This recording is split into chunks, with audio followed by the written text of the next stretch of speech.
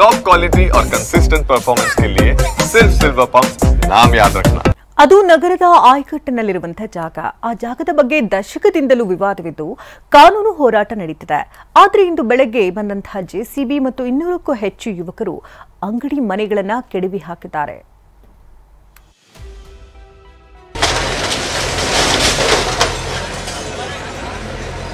ಮನೆಯ ಹೆಂಚುಗಳನ್ನ ಕಿತ್ತೆಸೆಯುತ್ತಿದ್ದಾರೆ. ಜೆಸಿಬಿ ಗರ್ಜಿಸುತ್ತಿದೆ. ಒಂದ್ ಕಡೆ ವಾಗ್ವಾದ, ಮತ್ತೊಂದ್ ಕಡೆ ಖಾಕಿ ಪಹರೆ. ವಿವಾದಿತ ಪ್ರದೇಶದಲ್ಲಿ ನಡೆದ ಏಕಾಏಕಿ ತೆರವು ಕಾರ್ಯಾಚರಣೆ ಹೊಸ ವಿವಾದಕ್ಕೆ ನಾಂದಿ ಹಾಡಿದೆ.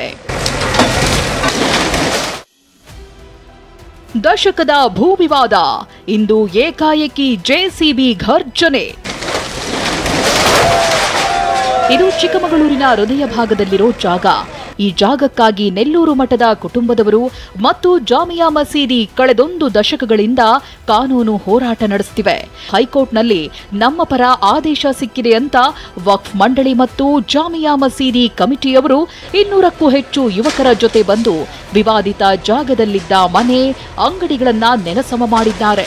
ಇದಕ್ಕೆ ಮಠದ ಕುಟುಂಬದವರು, ಬಿಜೆಪಿ ಹಾಗೂ ಹಿಂದೂ ಪರ ಸಂಘಟನೆಗಳು ಕಿಡಿಕಾರಿವೆ. ಅವ್ರಿಗೇನು ಖಾತೆನೇ ಮಾಡಿಕೊಟ್ಟಿಲ್ಲ. ಅವ್ರಿಗಿರೋದು 1889. ನಮ್ಮ ಜಾಗದಿಂದಲೇ ಹಿಂದೆ ಕೊಟ್ಬಿಟ್ಟಿದ್ದಾರೆ.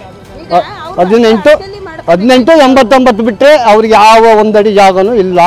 ಎಲ್ಲ ಎದರಿಕೆ ಹಿಂದೆಲ್ಲ ಏನು ನಾವು ಹಳ್ಳಿ ಕಡೆ ಜನ ನಿಮಗೆ ಗೊತ್ತಲ್ಲ, ಎಲ್ಲ ಕಡೆ ನಡೀತಾ ಇದೆ. ಅದೇ ಥರ ಇಲ್ಲೂ ಮಾಡಿ ದಬ್ಬಾಳಿಕೆ ಮೇಲೆ ಅದನ್ನ ಕಿತ್ಕೊಳ್ಳೋಕ್ಕೆ ನೋಡ್ತಾ ಇದ್ದಾರೆ. ಇನ್ನು ಜಾಮಿಯಾ ಮಸೀದಿ ಅವರು ಹೇಳೋದೇ ಬೇರೆ.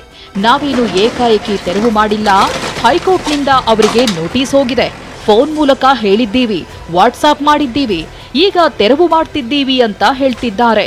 ಏಕಾಏಕಿ ಏನು ಇಲ್ಲ ಸರ್, ಇದ್ರ ಮಾಹಿತಿ ಕೊಟ್ಟಿದ್ದೀವಿ, ಹೈಕೋರ್ಟ್ ಇಂದ ನೋಟಿಸ್ ಹೋಗಿದೆ, ಕೆವಿಯಟ್ ಫೈಲ್ ಮಾಡಿದ್ದೀವಿ, ಅವರಿಗೆ ಫೋನ್ ಮುಖಾಂತರ ಹೇಳಿದ್ದೀನಿ, ವಾಟ್ಸಪ್ ಅಲ್ಲಿ ವಿಡಿಯೋ ಕಳಿಸಿ ಹೇಳಿದ್ದೀನಿ. ಅವರು ನಮಗೆ ಶನಿವಾರ ತನಕ ಖಾಲಿ ಮಾಡ್ಕೊಡ್ತೀವಿ ಅಂತ ಆಶ್ವಾಸನೆ ಕೊಟ್ಟಿದ್ರು. 15 ದಿವಸ ಮುಂಚೆನೆ ಅವರು ಖಾಲಿ ಮಾಡ್ಕೊಂಡು ಹೋಗಿದ್ದಾರೆ. ಸುಮ್ಮನೆ ಒಂದು 4 ವಸ್ತಿಟ್ಟು ಕ್ರಿಯೇಟ್ ಮಾಡ್ತಿದ್ದಾರೆ ಅಷ್ಟೇ. ಆಲ್ರೆಡಿ ಅದು ಖಾಲಿ ಇತ್ತು. ತೆರವು ಕಾರ್ಯಾಚರಣೆ ಬಳಿಕ ಎರಡೂ ಗುಂಪಿನವರು ಸೇರಿದ್ರಿಂದ ಪರಿಸ್ಥಿತಿ ವಿಕೋಪಕ್ಕೆ ತಿರುಗುವ ಸಾಧ್ಯತೆ ಇತ್ತು. ಕೂಡಲೇ ಪೊಲೀಸರು ಸ್ಥಳಕ್ಕೆ ಬಂದು ತೆರವು ಕಾರ್ಯ ನಿಲ್ಲಿಸಿದ್ರು.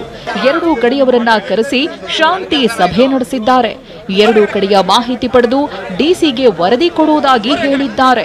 ಎಗ್ರೀಡ್ ಪಾರ್ಟಿ ಅವರು ಕಂಪ್ಲೇಂಟ್ ಅನ್ನ ಕೊಡ್ತೀವಿ ಅಂತ ನಮಗೆ ಎಕ್ಸ್ಪ್ರೆಸ್ ಮಾಡಿದ್ದಾರೆ. ಸೊ ಅವ್ರು ಇಲ್ಲಿವರೆಗೆ ನಮಗೆ ಕಂಪ್ಲೇಂಟ್ ಅನ್ನು ಕೊಟ್ಟಿಲ್ಲ. ಸೊ ಅವ್ರ ಕಂಪ್ಲೇಂಟ್ ಈಗ ಕೊಡ್ತಾರೆ ಅಂತಕ್ಕಂಥ ಮಾಹಿತಿ ಇದೆ. ಆ ಕಂಪ್ಲೇಂಟ್ ಕೊಟ್ಟರೆ ನಾವು ಈಗ ಹೈಕೋರ್ಟಲ್ಲಿ ಇರತಕ್ಕಂಥ ಮ್ಯಾಟರ್ ಇರೋದ್ರಿಂದ ನಾವು ಲೀಗಲ್ ಒಪಿನಿಯನ್ ತೊಗೊಂಡ್ಬಿಟ್ಟು ಯಾವ ಥರ ನಾವು ಪ್ರೊಸೀಡ್ ಆಗಬೇಕು ಅಂತೇಳಿ ಒಂದು ಲೀಗಲ್ ಒಪಿನಿಯನ್ ತೊಗೊಂಡು ಅದನ್ನು ಮುಂದಿನ ದಿನಗಳಲ್ಲಿ ಕಾನೂನು ಕ್ರಮವನ್ನು ತೆಗೆದುಕೊಳ್ತೀವಿ. ಈ ಸದ್ಯಕ್ಕೆ ಪರಿಸ್ಥಿತಿ ಶಾಂತವಾಗಿದೆ. ಇನ್ನು ಕೆಡವಿದ ಜಾಗದಲ್ಲೇ ಮತ್ತೆ ಮನೆ, ಅಂಗಡಿ ಕಟ್ಟಿಕೊಡಲು ಬಿಜೆಪಿ ಪಟ್ಟು ಹಿಡಿದಿದೆ. ಹೀಗಾಗಿ ಸದ್ಯ ಚಿಕ್ಕಮಗಳೂರಿನಲ್ಲಿ ಬೂದಿ ಮುಚ್ಚಿದ ಕೆಂಡದಂತಹ ಸ್ಥಿತಿ ಇದ್ದು, ಪೊಲೀಸರು ಮುಂಜಾಗ್ರತೆಯಾಗಿ 5 ಕೆಎಸ್ಆರ್ಪಿ ತುಕಡಿಯನ್ನ ಸ್ಥಳದಲ್ಲಿ ನಿಯೋಜಿಸಿದ್ದಾರೆ. ಅಶ್ವಿತ್ ಮಾವಿನಗುಣಿ, ಟಿವಿ9 ಚಿಕ್ಕಮಗಳೂರು.